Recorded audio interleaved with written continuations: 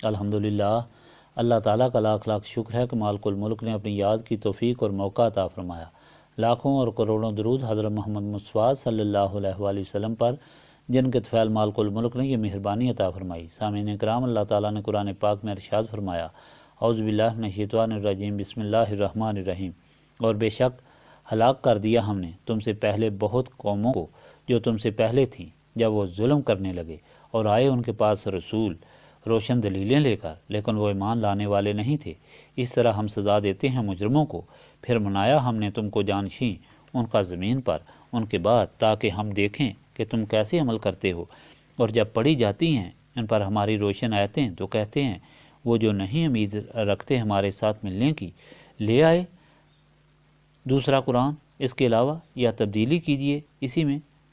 کہو کہ مجھے اختیار نہیں کہ میں تبدیلی کروں اس میں اپنی مرضی سے، میں نہیں پیروی کرتا بجوز اس کے جو وحی کی جاتی ہے میری طرف۔ میں ڈرتا ہوں اگر میں اپنے رب کی نافرمانی کروں بڑے دن کے عذاب سے۔ آپ صلی اللہ علیہ وآلہ وسلم کہہ دیں، اگر اللہ تعالیٰ نہ چاہتا تو میں نہ پڑھتا اسے تم پر اور نہ ہی آگاہ کرتا تم کو اس سے۔ میں تو گزار چکا تھا تمہارے درمیان ایک عمر اس سے پہلے، کیا تم نہیں سمجھتے؟ پس کون زیادہ ظالم ہے اس سے جو افترا باندھے اللہ تعالیٰ پر جھوٹا، یا جٹلائے اللہ تعالیٰ کی آیتوں کو۔ بے شک مجرم فلاح نہیں پاتے اور عبادت کرتے ہیں اللہ تعالیٰ کے سوا ایسی چیزوں کی جو انہیں نہ نقصان پہنچا سکتے ہیں اور نہ نفع پہنچا سکتے ہیں، اور وہ یہ کہتے ہیں کہ یہ ہمارے سفارشی ہیں اللہ تعالیٰ کے ہاں۔ آپ صلی اللہ علیہ وآلہ وسلم کہہ دیں، کیا تم آگاہ کرتے ہو اللہ تعالیٰ کو کہ وہ نہیں جانتا جو کچھ آسمانوں اور زمین میں ہے، پاک ہے اور بلند و بالا ہے اس شرک سے جو وہ کرتے ہیں۔ پچھلی مرتبہ آپ نے فرمان الہی سنا، جو لوگ یقین نہیں رکھتے کہ ایک دن حساب کا ہوگا، وہ اللہ تعالیٰ کے حکم سے غافل رہتے ہیں اور اس طرح بغاوت میں زندگی گزار کر جہنم کا ایندھن بنتے ہیں۔ اس کے برعکس جو لوگ ایمان لاتے ہیں اور نیک عمل کرتے ہیں، اللہ تعالیٰ ان کو ہدایت دیتا ہے اور ہدایت پر عمل کرنے کی توفیق بھی عطا کرتا ہے۔ ان کا انجام جنت کے باغ ہیں جن میں وہ رہیں گے، جہاں وہ اللہ تعالیٰ کی تعریف کرتے ہوں گے، ایک دوسرے کو دعا دیتے ہوں گے اور اللہ تعالیٰ کا شکر ادا کرتے ہوں گے۔ اللہ تعالیٰ فرماتا ہے کہ انسان اس قدر ناشکرے ہیں کہ جب کسی مصیبت میں پھنستے ہیں اور اللہ تعالیٰ کے بغیر انہیں کوئی دکھائی نہیں دیتا تو پھر التجائیں کرتے ہیں، لیٹے بیٹھے اور کھڑے ہوئے فریادیں کرتے ہیں۔ جو ہی رحیم مہربانی فرماتے ہیں، رحیم میں ان کی مصیبت دور فرماتا ہے، وہ پھر اسی طرح گمراہ ہو جاتے ہیں جیسے دعائیں اور التجائیں ہی نہیں کی تھی۔ اس کے ساتھ آپ کو یہ بتایا تھا کہ سارے عیوب کی جڑ شیطان کا غلبہ ہے، جو نفس انسانی کو قابو کر کے ظلمت میں ڈبو دیتا ہے۔ ان کی سمجھ ختم ہو جاتی ہے اور وہ برائی اور اچھائی میں تمیز نہیں کر سکتے اور غرق ہو جاتے ہیں۔ اس مہلک بیماری کا علاج صرف نسبت رسولی صلی اللہ علیہ وآلہ وسلم ہے۔ جب انسان کی نسبت روشن کرنے والے چراغ سے ہوتی ہے تو ظلمت دور ہو جاتی ہے اور دل و دماغ روشن ہو جاتے ہیں، اچھائی اور برائی میں تمیز ہو جاتی ہے، اور اس طرح انسان اللہ تعالیٰ کا بندہ اور رسول پاک صلی اللہ علیہ وآلہ وسلم کا صحیح غلام بن جاتا ہے اور دونوں جہانوں میں سرخرو اور سرفراز ہو جاتا ہے۔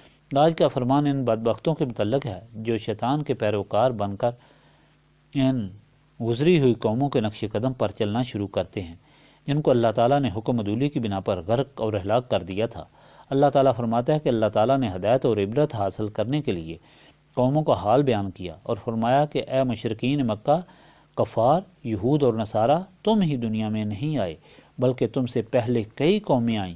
سب کے لیے ہدایت کا بندوبست رب العالمین نے کیا، کیونکہ وہ رب ہے اور ربوبیت کا تقاضا ہے کہ مخلوق کی ہر ضرورت پوری کی جائے، اور مخلوق کی سب سے بڑی ضرورت ہدایت ہے، جس کے بغیر انسان حیوان سے بھی بدتر ہو جاتا ہے۔ اللہ تعالیٰ نے یہ ضرورت 1,24,000 کم و بیش انبیاء علیہ السلام بھیج کر پوری کی۔ بعض کو کتابیں عطا فرمائیں جس طرح تورات اور زبور اور انجیل، پھر قرآن پاک، اور بعض کو صحیفے عطا کیے گئے۔ جن لوگوں نے اللہ تعالیٰ کے رسولوں کی اطاعت کی ان کے لیے دونوں جہانوں میں عزت و آرام کا بندوبست ہوا، اور جنہوں نے اطاعت اختیار نہ کی، ایمان نہ لائے اور اللہ تعالیٰ کے رسولوں کی بے ادبی کی، ان کو دونوں جہانوں میں ذلیل و خوار کیا گیا۔ بعض گستاخوں پر پتھر اور بعضوں پر آگ برسائی گئی، بعض بستیاں الٹ دی گئیں اور کچھ بندر اور سور بنا دیے گئے۔ اس لیے اے منکرین، گزشتہ تاریخ سے سبق حاصل کرو۔ اور اب اللہ تعالیٰ کے آخری رسول صلی اللہ علیہ وآلہ وسلم جن کے متعلق سارے نبیوں نے پیشین گوئی کی، جن کی تابع داری اور اطاعت کے لیے سارے رسولوں نے تاکید کی، ان کی اطاعت فوراً اختیار کرو تاکہ تباہی سے بچ جاؤ۔ لیکن ان بد نصیبوں سے جب اور کوئی جواب نہ بن پڑا تو کہا کہ اس قرآن کی جگہ دوسرا قرآن لائیں یا اس میں جو بتوں کی توہین کی گئی ہے اسے بدلا دیں، تو حکم ہوا کہ یہی تمہارا غلط خیال ہے۔ یہ کتاب اللہ تعالیٰ کے رسول نے نہیں بنائی، یہ اللہ تعالیٰ کی پاک کتاب لوح محفوظ میں ہے، اس میں آپ زیر و زبر نہیں بدل سکتے۔ رسولوں کا کام ہوتا ہے جو اللہ تعالیٰ کا فرمان ہے اسے لوگوں تک پہنچانا۔ تم خود عقل سے کام لو۔ حضور پاک صلی اللہ علیہ وآلہ وسلم خود تم میں 40 سال رہے، کبھی تم نے انہیں کسی مدرسے اور کسی استاد سے کچھ پڑھتے دیکھا؟ انہوں نے کبھی جھوٹ بولا، کبھی بے وفائی کی، کبھی دھوکہ کیا، کبھی کسی نفسانی خواہش کا اظہار کیا؟ کبھی نہیں، اور ہرگز نہیں۔ ہر شخص اس کا گواہ ہے۔ تم ہی تو وہ لوگ ہو جو اللہ تعالیٰ کے رسول صلی اللہ علیہ وآلہ وسلم کو امین و صادق اور سب سے بڑھ کر دیانتدار سمجھتے تھے۔ کیا تم نے نہیں کہا تھا کہ اگر حضور پاک صلی اللہ علیہ وآلہ وسلم فرمائیں کہ ایک پہاڑ کے پیچھے سے دشمن آ رہا ہے تو تم یقین کرو گے؟ لیکن جب ایک ایسی حقیقت کے متعلق تم کو بتایا گیا جس کی گواہی سارے رسولوں نے دی تو تم ایک دم بگڑ گئے۔ ان بتوں کو تو کسی رسول نے نہیں پوجا، انہوں نے تو کبھی کسی کی حاجت روائی نہیں کی۔ یہ تو وہ بت ہیں جن کو رسی سے باندھ کر تمہارے دادا حضرت ابراہیم نے گلیوں میں گھسیٹا تھا۔ یہ ایک مکھی اپنے اوپر سے اڑا نہیں سکتے، تمہاری تکلیفیں کس طرح دور کریں گے؟ یہ شیطانی چال ہے۔ اس لیے ایک وحدہ لا شریک کی اطاعت اور بندگی کرو اور اس کے رسول صلی اللہ علیہ وآلہ وسلم سے نسبت حاصل کر کے اس کی اطاعت مکمل کرو۔ یہی وہ بندگی ہے جس کا اللہ تعالیٰ نے حکم دیا، جو اللہ تعالیٰ کی مخلوق پر فرض ہے اور نجات کا ذریعہ ہے۔ یاد رکھو جتنے بھی لوگ گمراہ ہوئے وہ صرف اسی وجہ سے کہ انہوں نے اپنے وقت کے رسول سے نسبت قائم نہیں کی۔ شیطان نے ان کے دلوں کو سیاہ کر کے ان کو کی سمجھ کو ختم کر دیا۔ جنہوں نے نسبت رسولی قائم کی ان کے دل و دماغ اس نور ایمانی سے منور ہوئے اور اس صراط مستقیم پر قائم رہے۔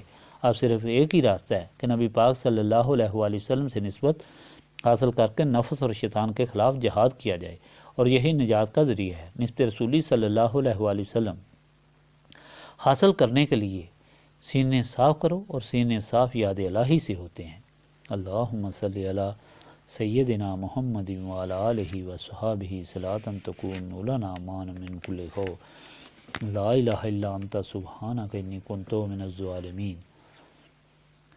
ربنا آتنا فی الدنیا حسنۃ وفی الآخرۃ حسنۃ وقنا عذاب النار۔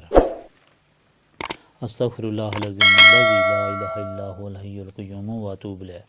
استغفر اللہ العظیم الذی لا الہ الا هو الحی القیوم واتوب الیہ۔ استغفر اللہ العظیم الذی لا الہ الا هو الحی القیوم واتوب الیہ۔ ربنا تقبل منا انک انت السمیع العلیم وتب علینا انک انت التواب الرحیم۔